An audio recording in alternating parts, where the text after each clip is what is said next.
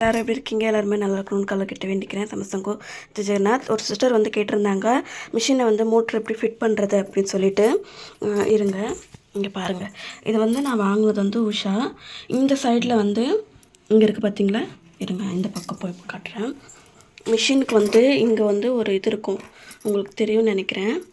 பாருங்கள், இந்த இடத்துல ஒரு இது இருக்கும், ஃபிட்டிங் பண்ணுறதுக்கு ஒரு நெட் கொடுத்துருப்பாங்க.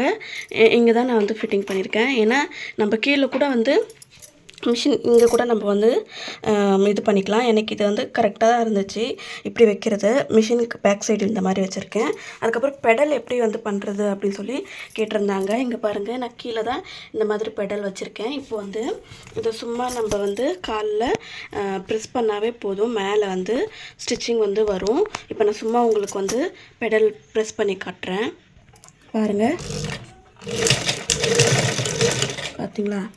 இங்கே ப்ரெஸ் பண்ண இந்த மாதிரி போகும். உங்களுக்கு கண்ட்ரோல் பண்ணணும் அப்படின்னா, நீங்கள் ஸ்டிச் பண்ணுறீங்க அப்படின்னும்போது இதை நம்ம வந்து இப்படி பிடிச்சிக்கணும், சரிங்களா? ஆனால் காலை அப்படியே ப்ரெஸ் பண்ணிக்கிட்டே இருக்கக்கூடாது. இந்த மாதிரி மெதுவாக தட்டி பழகணும். ஓகேங்களா? புரிஞ்சிருக்கும்னு நினைக்கிறேன். ஓகே, வாங்க ஸ்டிச்சிங் வீடியோ பார்க்கலாம். ஓகே, வாங்க ஃப்ரெண்ட்ஸ், வீடியோக்குள்ளே போகலாம். முதல்ல பாருங்கள், நான் வந்து ஸ்லீவ்ஸ் எடுத்திருக்கேன். எப்போவுமே வந்து ஸ்லீவ்ஸ் தான் எடுத்து நான் ஸ்டிச் பண்ணுவேன். அதுக்கப்புறம் பேக் சைடு. அதுவும் இல்லாமல் நிறைய பேர் புரியல, ப்ளைன் ப்ளவுஸில் பண்ணியிருந்தா நல்லா இருந்திருக்கும் அப்படின்னு சொல்லியிருக்கீங்க. கண்டிப்பாக நெக்ஸ்ட் டைம் நான் கட் பண்ணும்போது ப்ளைன் ப்ளவுஸில் கட் பண்ணேன். I'm so sorry. ஓகே, இப்போ வந்து நான் 1.5 இன்ச்சு நம்ம கட் பண்ணும்போதே விட்டுருக்கோம் பார்த்தீங்களா? அதை வந்து நம்ம வந்து மார்க் பண்ணிவிட்டு ஸ்கேலில் மார்க்கிங் போட்டுட்டு இந்த மாதிரி நம்ம கையிலே வந்து இந்த மாதிரி ப்ரெஸ் பண்ணி விட்டுக்கிட்டோம் அப்படின்னா இது வந்து காட்டன் தானே அப்படின்னும்போது நல்லா ஃபிட் ஆகிடும். ஸோ அதனால் நல்லா இந்த மாதிரி ப்ரெஸ் பண்ணி எடுத்துக்கோங்க. ப்ரெஸ் பண்ணி எடுத்ததுக்கப்புறம் அதை மடித்து நம்ம வந்து ஒரு ஸ்டிச் போட்டுட்டோம் அப்படின்னா கரெக்டாக இருக்கும்.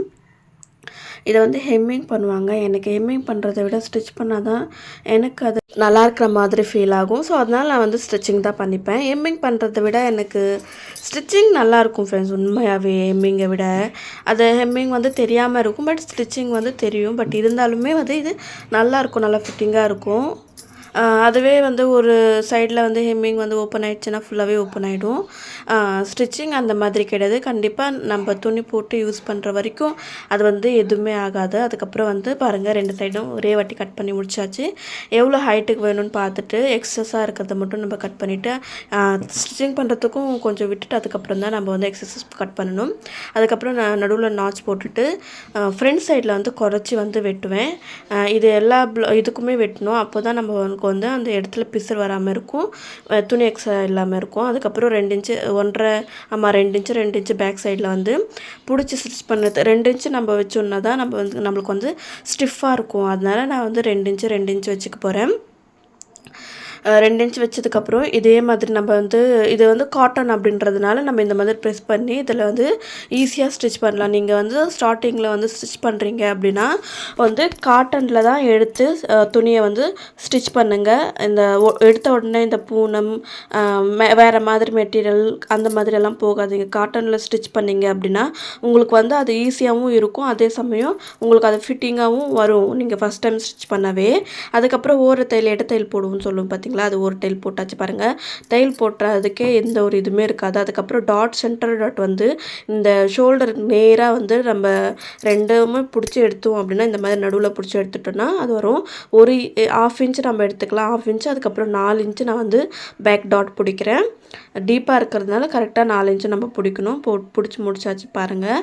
1 இன்ச்சு நான் வந்து டேப் வந்து என்னோடய டேப் க்ரீன் கலர் டேப்பில் வந்து தெரியாதுன்னு சொல்லிட்டு எல்லோ கலர் டேப் வாங்கிட்டு வந்தேன்.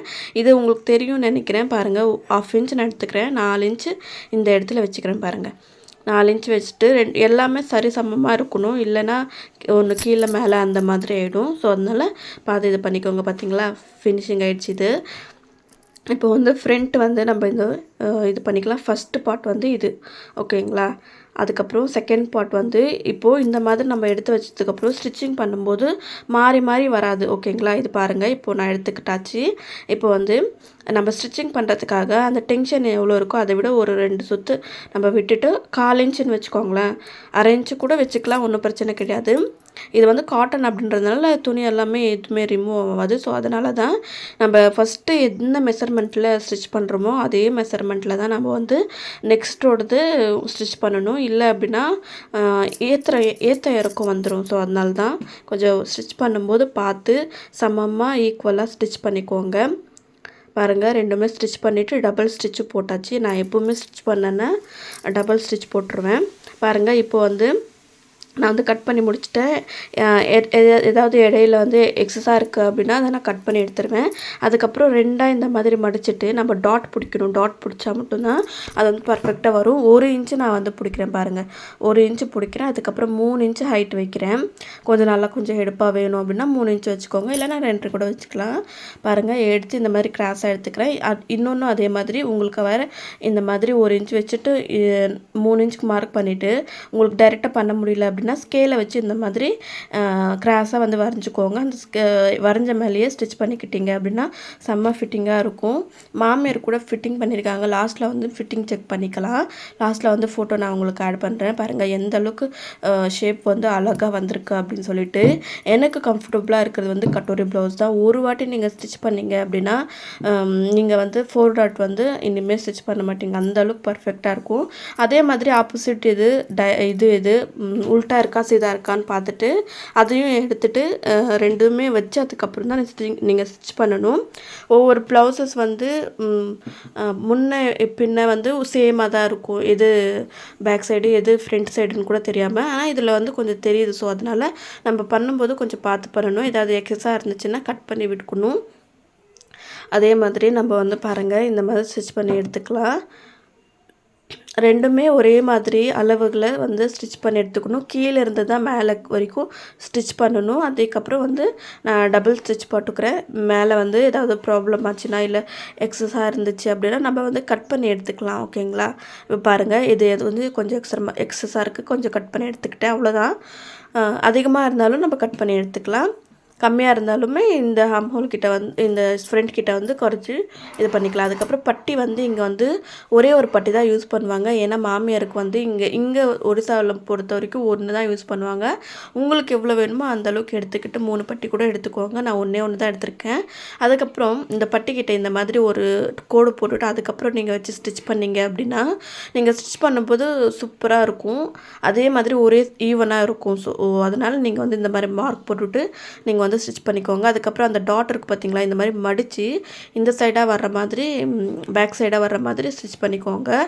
1/2 இன்ச்சு இல்லைன்னா 1/4 இன்ச்சு இருந்தால் நல்லாயிருக்கும். 1/2 இன்ச் கூட இருந்தாலும் நல்லாயிருக்குமே. உங்களுக்கு நம்ம எந்த அளவுக்கு ஸ்டிச்சிங்காக விட்டுருக்கோமோ அந்த அளவுக்கு நம்ம வந்து ஸ்டிச்சிங்காக விட்டு நம்ம வந்து என்ன பண்ணுறோம், அதை ஸ்டிச் பண்ணி எடுத்துக்கிறோம். 2 டாட்டுமே அந்த மாதிரி மடித்து நம்ம வந்து எடுத்துக்கலாம். பாருங்கள், ஸ்டிச் பண்ணி முடித்தாச்சு. ஸ்டிச் பண்ணி முடிச்சதுமே உடனே கட் பண்ணிடாதீங்க. முதல்ல வந்து இந்த மாதிரி மெஷர் பண்ணிக்கோங்க. ஃப்ரண்ட்டை வச்சு இந்த மாதிரி கரெக்டாக ஈவனாக இருக்கா இல்லையான்னு சொல்லிட்டு கொஞ்சம் ஈவனாக இல்லைன்னா இந்த மாதிரி டாட் கிட்ட வந்து இந்த மாதிரி பிடிச்சிக்கிட்டோம் அப்படின்னா ரெண்டுமே ஈவனாக வந்துடும். பாருங்கள், பார்த்தீங்களா? ரெண்டுமே ஈவனாக இருக்குது. இப்போ வந்து அது மேலே ஓரமாக இடத்தையில் போட போகிறோம். இடத்தையில் போட்டதுக்கப்புறம் தான் நம்ம வந்து கட்டிங் பண்ணணும். இல்லை அப்படின்னா நம்ம அதுக்குள்ளே கட்டிங் பண்ணிட்டோம் அப்படின்னா இப்போ தப்பாக கூட ஸ்டிச் பண்ணியிருந்தால் கூட அதை ஓப்பன் பண்ணி திருப்பி சரி பண்ணிக்கலாம். இல்லை அப்படின்னா அதை வந்து வேஸ்ட் ஆகிடும். பாருங்கள், எக்ஸஸாக இருக்கிறது வந்து நான் கட் பண்ணிக்கிறேன். ஃப்ரண்ட்டில் வந்து கொஞ்சம் எக்ஸஸாக இருக்குது, அதுவும் நான் கட் பண்ணிக்கிறேன். இந்த ஃப்ரண்ட்லேயும் எக்ஸஸ் கொஞ்சம் இருக்கும், அதுவும் கட் பண்ணிக்கிறேன். பேக் சைட்லேயும் எக்ஸஸாக இருக்குது, அதுவும் கட் பண்ணிக்கிறேன். அதுக்கப்புறம் பேக் சைடு நம்ம வந்து ஸ்டிச் பண்ணியிருக்கோங்களே அதை வச்சு மெஷர் வச்சு அது எவ்வளோ வரைக்கும் இருக்கோ அதை பார்த்து நம்ம வந்து மார்க்கிங் பண்ணிக்கணும். பாருங்கள், ஃப்ரண்ட்லேயும் பேக்லேயும் அதே மாதிரி மார்க் பண்ணிக்கிட்டு எவ்வளோ இன்ச் இருக்குதுன்னு பார்த்துட்டு நேராக வச்சு ஸ்கேலை வச்சு ஒரு மார்க் போட்டுக்கோங்க. மார்க் போட்டுக்கிட்டிங்கன்னா அதை மடித்து ஸ்டிச் பண்ணுறதுக்கு செம்மையாக இருக்கும். கீழே மேலே ஆகாத மாதிரி இருக்கும். ஓகேங்களா? இதுவும் அதே மாதிரி ஃபஸ்ட்டு நம்ம அது எவ்வளோ வச்சுருக்கோமோ அதே மாதிரி இதையும் நம்ம வச்சு ஸ்டிச் பண்ணிக்கிட்டோம் அப்படின்னா ஈஸியாக இருக்கும். நம்ம மடக்கி ஸ்டிச் பண்ணிக்கிட்டாவே அது வந்து நல்லா அமுங்கிடும். ஸோ அதனால் நம்ம வந்து ஸ்டிச் பண்ணிக்கலாம். பாருங்கள், இது வந்து பட்டியில் நான் வந்து மடித்து ஸ்டிச் பண்ணிக்கிறேன். அதிலே கிளாத் இருந்ததுனால. கிளாத் இல்லை அப்படின்னா நீங்கள் வந்து திருப்பி கிளாத் கொடுத்து அடித்து திருப்பிங்கோ. இது வந்து ஈஸியாகவே இருக்கும், நல்லாயிருக்கும். இப்படி பண்ணும்போது ரொம்ப டென்ஷனாகவும் இல்லாமல் ஈஸியாக ப்ராசஸ் எல்லாம் முடிஞ்சிடும். அதுக்கப்புறம் அது கீழே வந்து இடத்தைல்னு சொல்லுவாங்கள்ல, அதை நம்ம போட்டுக்கலாம். போட்டுக்கிட்டாச்சு பாருங்கள். போட்டு முடிச்சதுக்கப்புறம் இப்போ ரெண்டுமே வச்சு கரெக்டாக இருக்கான்னு பார்த்துக்கோங்க. கரெக்டாக இருக்குது அப்படின்னா ஓகே. இல்லை அப்படின்னா கொஞ்சம் ஏதாவது அட்ஜஸ்ட் பண்ண வேண்டியதாக இருந்துச்சு அப்படின்னா அதுக்கேற்ற மாதிரி அட்ஜஸ்ட் பண்ணிக்கோங்க. எனக்கு கரெக்டாக இருந்துச்சு. அதுக்கப்புறம் அளவு ப்ளவுஸில் நம்ம வந்து எப்படி இருக்குதுன்னு பார்த்துக்கோங்க. பார்த்ததுக்கப்புறம் கரெக்டாக இருக்குது ஸ்டிச்சிங்காகவும் அதுக்கப்புறம் வந்து இதுக்காகவும் கரெக்டாக இருக்கும். அதுக்கப்புறம் இந்த பீஸ் வந்து ஜாயின் பண்ணி தான் எடுத்துக்கணும். ஏன்னா எல்லா கிளாத்துமே வேஸ்ட் பண்ண முடியாது இல்லைங்களா, அதனால் நான் ஜாயின் பண்ணி எடுத்துக்கிட்டேன். ஜாயின் பண்ணி எடுத்துக்கிட்டாவும் தெரியாது. ஏன்னா நம்ம வந்து ஊக்கு காஜா தான் நம்ம வைக்கிறோம். அதுவும் இல்லாமல் இங்கே வந்து ஊக்கு வைக்க மாட்டாங்க. ஸோ அதனால் பட்டன் அதுக்கப்புறம் இந்த ஷர்ட்டுக்கு வைக்கிறாங்க பார்த்தீங்களா காஜா, அந்த மாதிரி தான் நான் வைக்க போகிறேன். ஸோ அதனால் பேக் சைட்லேருந்து தான் 2 சைட்லையுமே ஸ்டிச் பண்ண போகிறேன். பேக் சைட்லேயே ஸ்டிச் பண்ணி ஃப்ரண்ட் சைடுக்கு திருப்பி அடிக்க போகிறேன். பாருங்கள், உங்களுக்கு அது தெரியும். இப்போ நான் ஸ்டிச் பண்ணிகிட்டு இருக்கிறது பேக் சைடு இப்படி திருப்பி ஒரு இடத்தையில் போட்டுட்டதுக்கப்புறம் ஃப்ரண்ட் சைடில் வந்து கொஞ்சம் எக்ஸஸாக இருந்துச்சுன்னா அது கட் பண்ணிவிட்டு ஃப்ரண்ட் சைடில் இந்த மாதிரி மடித்து நம்ம வந்து ஸ்டிச் பண்ணணும். ஓகேங்களா, இதை வந்து பட்டன் வைக்கிறதுக்கு இல்லைன்னா காஜா வைக்கிறதுக்கு ஏதாவது ஒரு டைம் நான் அந்த ஸ்டிச்சிங் பண்ணுறது வந்து 2 வாட்டி பண்ணுவேன். ஏன்னா பட்டன் காஜா வைக்கிறாங்க அப்படின்போது கொஞ்சம் இழுப்பாங்க அப்படின்னும்போது சீக்கிரமாகவே ஸ்டிச்சஸ் வந்து ஓப்பன் ஆகாமல் இருக்கணுன்றதுக்காக தான். இதுவும் அதே மாதிரி தான் உல்ட்டாவாக வச்சு நான் ஸ்டிச் பண்ணுறேன். பாருங்கள், பேக் சைடில் இந்த கிட்ட பக்கம் வச்சு நல்ல பக்கம் திருப்ப போகிறேன். பாருங்கள், இப்போ வந்து நல்ல பக்கம் வச்சு திருப்ப போகிறேன். பாருங்கள், அதே மாதிரி தான் இதுவும். ஃபஸ்ட்டு நம்ம எப்படி ஸ்டிச் பண்ணுமோ அதே மாதிரி தான் இதுவும் நம்ம ஸ்டிச் பண்ணியிருக்கோம். இது வந்து காஜா வைப்போம் இல்லைங்களா, ஷர்ட்டில் காஜா வைப்போங்கள, பட்டன் காஜா அப்படின்னு சொல்லுவோம்ல, அதுக்கேற்ற மாதிரி. அதுக்கப்புறம் வந்து இந்த ப்ளவுஸில் வந்து கரெக்டாக ஷோல்டர் இதாமல் இருக்கா அப்படின்னு சொல்லிட்டு மார்க் பண்ணிக்கிட்டு கரெக்டாக அந்த இடத்துல நம்ம மார்க் பண்ணிக்கிட்டு ஏதாவது எக்ஸஸாக இருக்குது அப்படின்னா அதை பார்த்து நம்ம வந்து கட் பண்ணி எடுத்துக்கணும். பாருங்கள், இது வந்து கொஞ்சம் எக்ஸஸாக இருக்கிறதுனால நம்ம வந்து கட் பண்ணி எடுத்துக்கலாம். பாருங்கள், இது வந்து கொஞ்சம் எக்ஸஸாக இருக்குது, இதை வந்து கொஞ்சம் கட் பண்ணி எடுத்துக்கலாம்.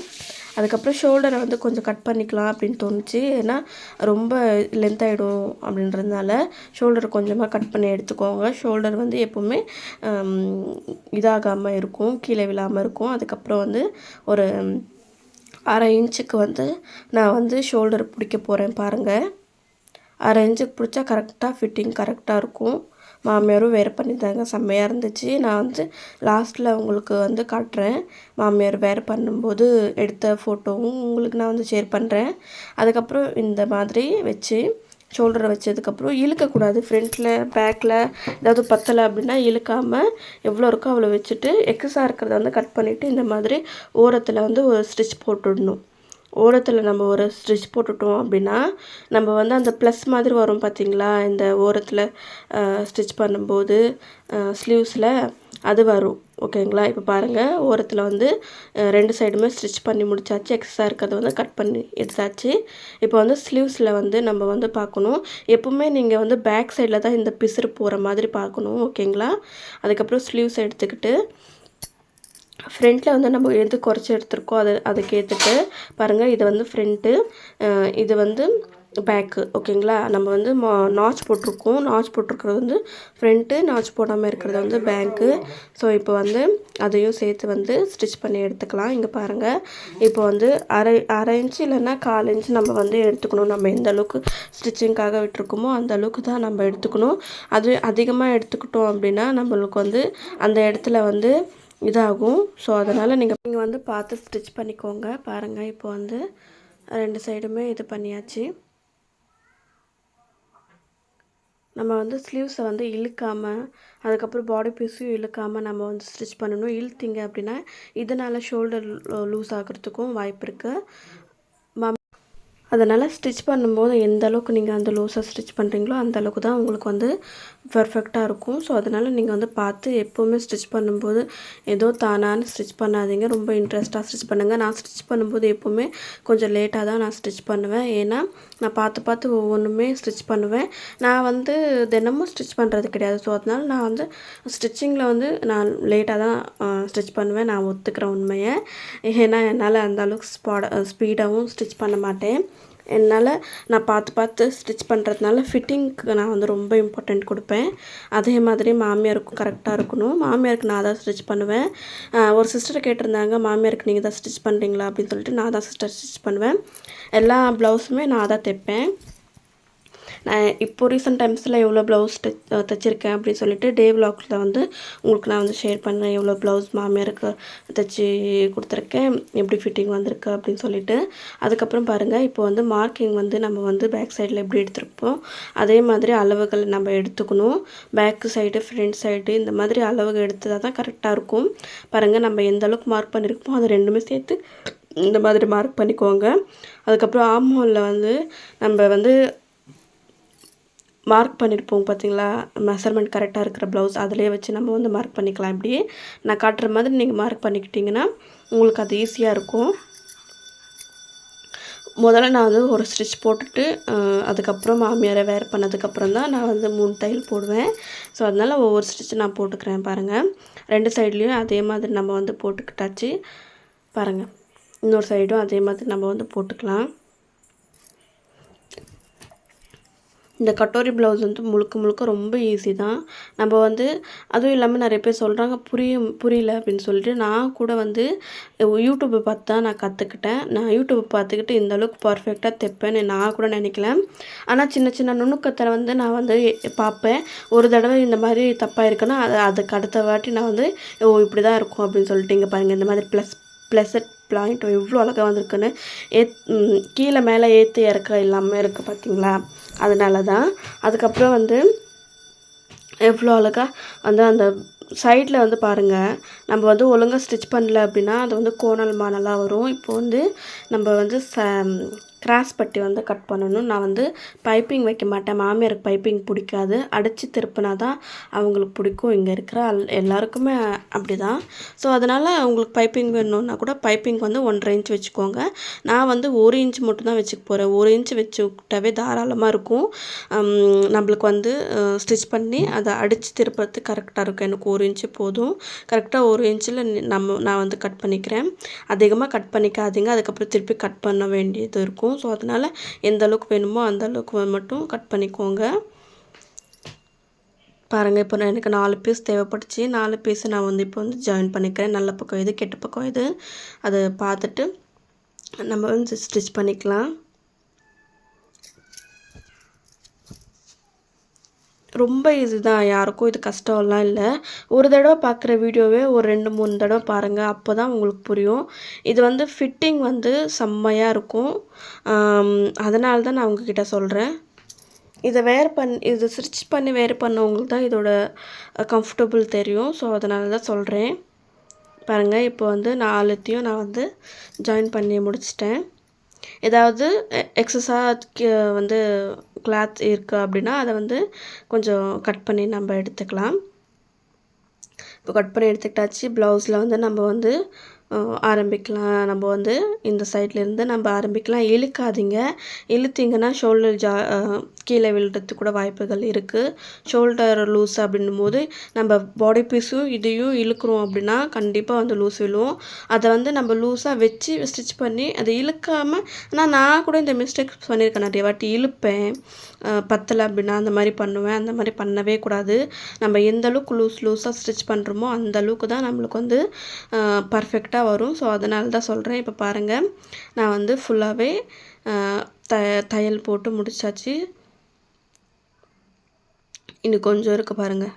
இதுவும் போட்டு முடிச்சிட்டோம் அப்படின்னா மடித்து மட்டும் ஒன்று ஸ்டிச் பண்ணணும். பாருங்கள், இப்போ வந்து ஸ்டிச் பண்ணியாச்சு. சரிங்களா, இப்போ வந்து ஸ்டிச் பண்ணி முடிச்சாச்சு. எக்ஸஸாக இருக்கிற கிளாத்தை வந்து நான் வந்து கட் பண்ணிக்கிறேன். இல்லைன்னா லாஸ்ட்டில் கூட கட் பண்ணிக்கோங்க. இப்போது இந்த மாதிரி ஓரமாக ஒரு தையல் போடணும். ஓரமாக ஒரு தையல் போட்டு முடிச்சிட்டோம் அப்படின்னா அதை வந்து நம்ம மடித்து உள்ளே வச்சு ஸ்டிச் பண்ணுறதுக்கு வந்து பிசர் தெரியாமல் இருக்கும். நம்மளுக்கு வந்து ஸ்டிச்சிங் போடும்போது கூட எதுவும் அந்தளவுக்கு இதாகாது தையல் போடுறதுக்கு. ஓகேங்களா, இப்போ வந்து ஒரு தையல் போட்டாச்சு. இப்போ வந்து எக்ஸஸாக இருக்கிறத வந்து கட் பண்ணிவிட்டு இந்த மாதிரி மடித்து இந்த மாதிரி நம்மளுக்கு எந்த அளவுக்கு வேணுமோ 1/4 இன்ச் நான் எடுத்திருக்கேன். ஸோ அதனால் மடித்து இந்த மாதிரி நம்ம எடுத்துக்கலாம். நம்ம 1 இன்ச் கட் பண்ணியிருக்கிறதுனால நம்மளுக்கு வந்து திருப்பி வந்து இதை மடிச்சு தைச்சதுக்கப்புறம் நம்மளுக்கு எக்ஸஸாக இருக்கிறத வந்து நம்ம வந்து கட் பண்ண தேவையில்லை. ஏன்னா நம்ம வந்து 1 இன்ச்சு தான் நம்ம இது பண்ணியிருக்கோம். 1/4 இன்ச் வந்து சைடில் வந்து அடிச்சிருக்கோம். இப்போது 1/2 இன்ச் கூட இல்லை, 1/4 இன்ச்சு தான் அதுவும். அந்த 1/4 இன்ச் வந்து மடித்து அதை இது பண்ணியிருக்கேன். அந்த இன்னொரு 1/4 இன்ச் வந்து உள்ளார போய்ட்ருக்கோம்.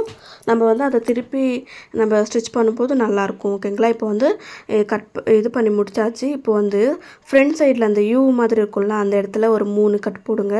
அதுக்கப்புறம் பேக் சைடில் வந்து இந்த மாதிரி யூ மாதிரி இருக்கும்ல, அதில் வந்து ஒரு 3 கட் போடுங்க.